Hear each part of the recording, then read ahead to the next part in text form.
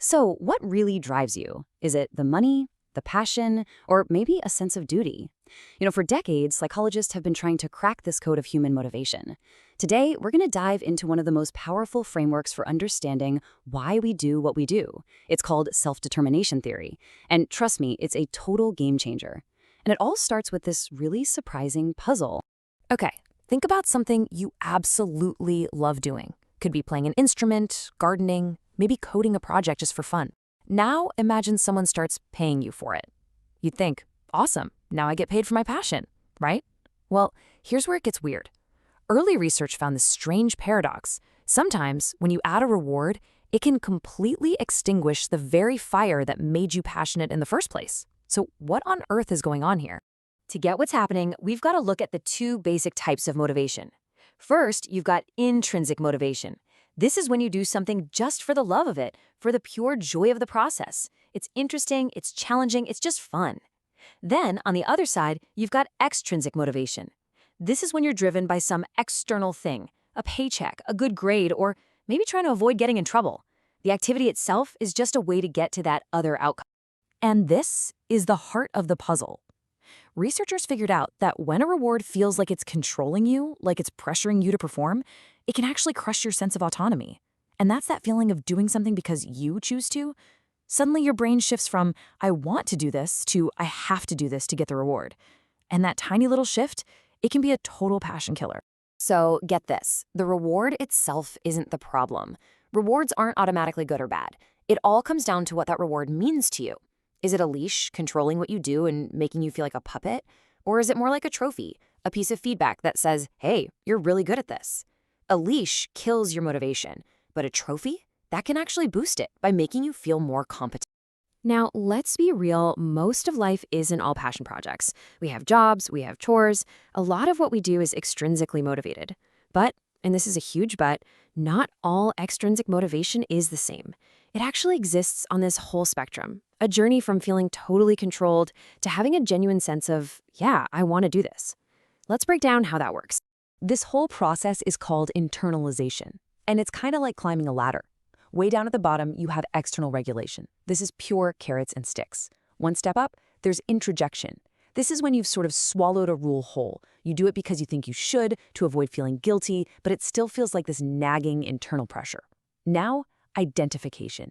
This is where things start to get really good. You now actually personally see the value in what you're doing.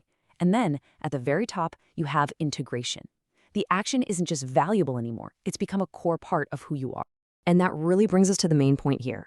The quality of your motivation is so much more important than the quantity. As our motivation becomes more autonomous, as we start to really own it, you start to see these incredible benefits. We stick with challenges longer, we perform better, and our overall well-being just gets this massive boost. The goal is always to climb that ladder, from feeling controlled to feeling a real sense of ownership. All right, so if we're climbing this ladder of motivation, what's the fuel? What powers that climb? Well, the theory says that just like our bodies need things like water and food, our minds have three core psychological nutrients that we need to thrive. And get this, they're thought to be universal, essential for everyone, everywhere. The first of these psychological nutrients is autonomy. This is that deep-seated need to feel like your actions are your own, that you are the author of your own life. The second one is competence. That's our drive to feel effective, to feel capable, like we're growing and actually mastering the challenges in front of us. And the third essential nutrient for our minds is relatedness. This is our fundamental need to feel connected with other people, to care for them, and to feel like they care for us in return. So there you have it, autonomy, competence, and relatedness. Think of these as your psychological vitamins. When your environment, your job, your school, your relationships, supports these three needs, you don't just feel motivated, you feel alive. You experience growth and vitality. But when those needs are blocked or frustrated, we tend to feel controlled, incompetent, and lonely, which, as you can imagine, is a recipe for struggle. Now, when you're consistently getting these needs met, what you experience isn't just a quick burst of happiness. It's something much, much deeper. The ancient Greeks had a word for it, eudaimonia. It's less about feeling good in the moment and more about living well. It's that sense of true human flourishing, of living a life that feels full, authentic, and meaningful. And it's a direct result of having our core psychological needs met. Okay, so this all sounds great in theory, right? But what does it actually look like in our day-to-day lives?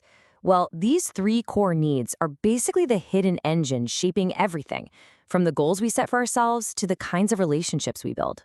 For one, it completely changes how we should think about our goals.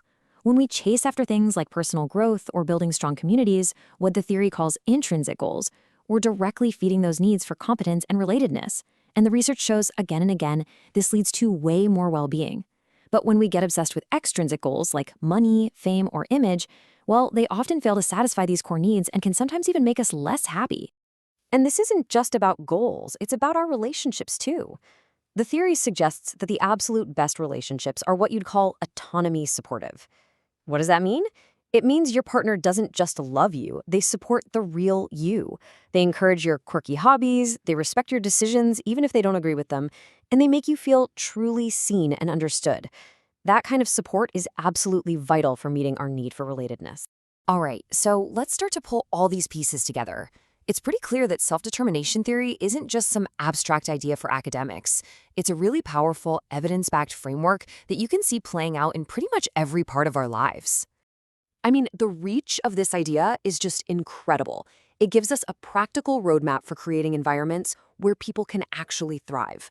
You see it in classrooms that spark real curiosity, in workplaces where employees feel genuinely valued and empowered, and even in healthcare to help patients get better results. It all comes back to supporting those three basic needs: autonomy, competence, and relatedness. So, at the end of the day, what self-determination theory really gives us is this scientifically grounded, but also deeply human way of looking at our own lives. It helps us move beyond that old question of how can we control people's behavior, and instead asks a much better question: what are the conditions that allow people to flourish? It gives us the tools to stop trying to just motivate and to start, instead, to empower. So, I want to leave you with a challenge, something to think about for your own week ahead. What's one small thing you can do to feel a little more autonomy, a bit more in charge of your own choices? What's one challenge you could take on to build your competence? And how could you intentionally create a moment of connection to support your relatedness? Because according to this powerful theory, those small, deliberate choices are the real building blocks of a truly flourishing life.